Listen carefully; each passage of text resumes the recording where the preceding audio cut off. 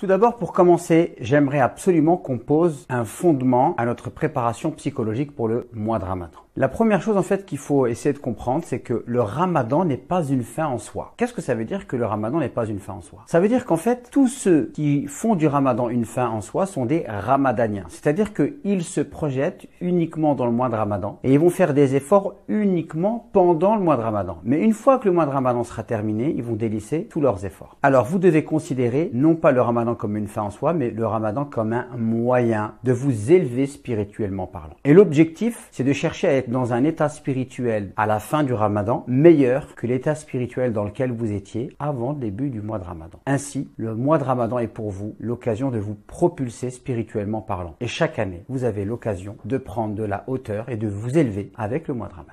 Pour vous préparer au mois de Ramadan et vous mettre dans les meilleures dispositions, je vous propose donc 3 étapes. La première étape, c'est que vous devez chercher à jeûner par amour. Qu'est-ce que ça veut dire de jeûner par amour? Jeûner par amour, ça veut dire que vous considérez que le mois de Ramadan est une opportunité. Vous considérez que le mois de Ramadan est un bien. Vous considérez que le mois de Ramadan est une occasion bénie, une miséricorde qui vous est donnée par Allah pour vous élever. Pour pouvoir jeûner par amour, il va falloir enrichir votre vision. Vous allez devoir apprendre à voir le Ramadan au-delà de l'abstinence. L'un des grands problèmes des gens aujourd'hui, c'est qu'ils ne voient le mois de Ramadan uniquement à travers l'abstinence, uniquement à travers le fait de se priver de boire, de manger et d'avoir des rapports intimes avec leur conjoint ou leur conjointe. Il faut être capable de développer une vision qui nous permette de voir ce qu'il y a derrière l'abstinence. D'ailleurs, le prophète de l'islam, alayhi salatu wassalam, nous dit: toute personne qui jeûne et qui ne fait de son jeûne uniquement une abstinence de la boisson et de la nourriture et qui délaisse les femmes, mais qui ne délaisse pas les propos futiles et les propos obscènes et vulgaires, alors Allah n'a que faire de son jeûne. Donc, il ne faut pas réduire le jeûne uniquement à l'abstinence. Il faut considérer que le jeûne est un délaissement de la nourriture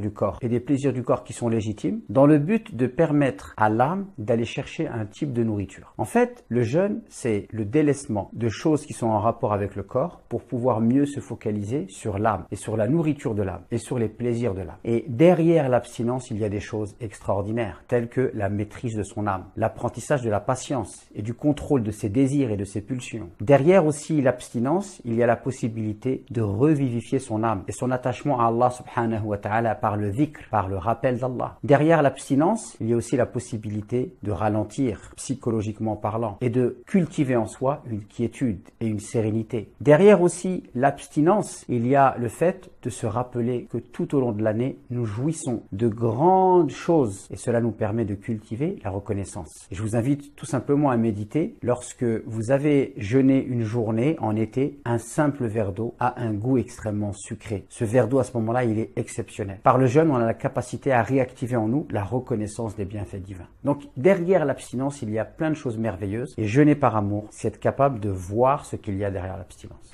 Deuxième étape, si vous voulez vous préparer pour le jeûne, après avoir compris qu'il fallait jeûner par amour et après avoir enrichi votre vision du jeûne pour sortir de la vision qui se cantonne uniquement à l'abstinence et aux interdits, vous devez faire un examen de conscience. Avant de jeûner, faites votre examen de conscience. Remettez-vous en question. Pour vous remettre en question, d'abord il faut le faire vis-à-vis de votre relation avec Allah. Et quand on veut se remettre en question dans sa relation avec Allah, il y a 2 prismes. Le prisme des obligations. Est-ce que vous respectez les obligations divines? Vous respectez les obligations qu'Allah vous a imposées? Par exemple, il y a une obligation spirituelle qui est d'agir avec sincérité. Dieu sait que si on se remet en cause dans sa sincérité, c'est pas évident. L'occasion du Ramadan, c'est de pouvoir revivifier sa sincérité. Parce que lorsque vous êtes en été chez vous, qu'il fait extrêmement chaud et que vous savez que dans le frigo, il y a une citronnade toute fraîche qui vous attend. Qu'est-ce qui vous empêche, si vous êtes seul chez vous, d'aller boire cette citronnade? C'est le fait que Allah vous regarde. Par le jeûne, on est en train de s'introduire au degré le plus bas de la sincérité. On est en train de revivifier la foi qu'il y a dans votre cœur. Et ça, c'est formidable. Pour vous remettre en question dans votre relation avec Allah, il y a aussi, par rapport aux obligations, l'obligation des 5 prières. Et ça, c'est extrêmement important de se poser la question de savoir avant le mois de Ramadan, on en est où par rapport aux 5 prières. Également, dans ma remise en question, il y a tout ce qui relève de l'aspect des interdits. Dieu nous a imposer des interdits religieux. Et c'est important de se poser la question de savoir est-ce que moi je suis pas enraciné dans un interdit, auquel cas le Ramadan sera peut-être pour moi l'occasion d'en sortir. Je donne l'exemple du tabac. Beaucoup de nos frères et sœurs fument et c'est un grave péché. Et le Ramadan est l'occasion d'essayer de se sortir de ce péché. Pour vous remettre en question, il y a aussi un autre aspect, il y a la remise en question par rapport à autrui. Puisque on a tous des relations les uns avec les autres et parfois certaines personnes qui nous entourent ont des droits sur nous. D'ailleurs, tous les êtres humains ont des droits sur nous. Est-ce qu'on assume ces droits? Est-ce que j'assume les droits que mes parents ont sur moi? Est-ce que j'assume les droits que ma famille a sur moi, que mon voisin a sur moi, que mon patron a sur moi? Donc, le mois de Ramadan, c'est la possibilité de me remettre en question dans mon relationnel et d'identifier peut-être certaines failles afin de chercher à les combler. Lorsque vous allez faire cet examen de conscience, il y a peut-être des choses qui vont sortir. À ce moment-là, c'est pas la peine de vous auto-flageller, mais la première chose que vous devez faire, c'est vous repentir. Car le repentir permet de soulager l'âme. Faire un examen de conscience, c'est pas simple puisqu'on est imparfait, on est pécheur par excellence et le repentir sincère, c'est ce qui permet à l'homme de s'apaiser.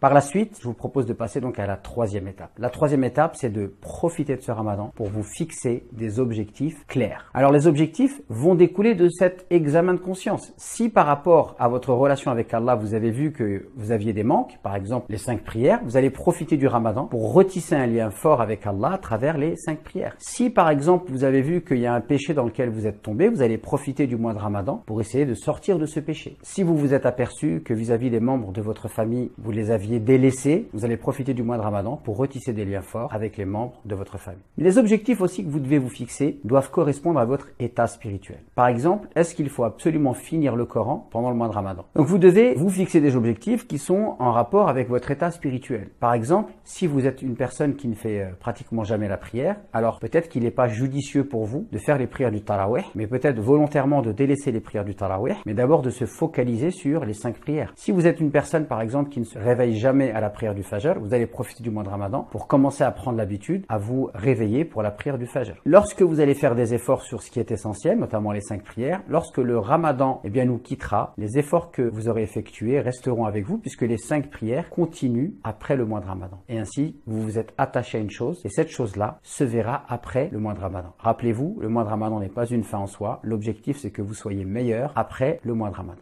Voilà, vous avez 3 étapes maintenant qui peuvent vous permettre de vous mettre dans les meilleures dispositions pour vous préparer à passer un mois de Ramadan extraordinaire. Et je souhaite justement que ce mois de Ramadan soit un mois de miséricorde pour vous, un mois d'élévation spirituelle, un mois dans lequel vous allez pouvoir cultiver l'amour d'Allah et la quiétude dans votre fort intérieur.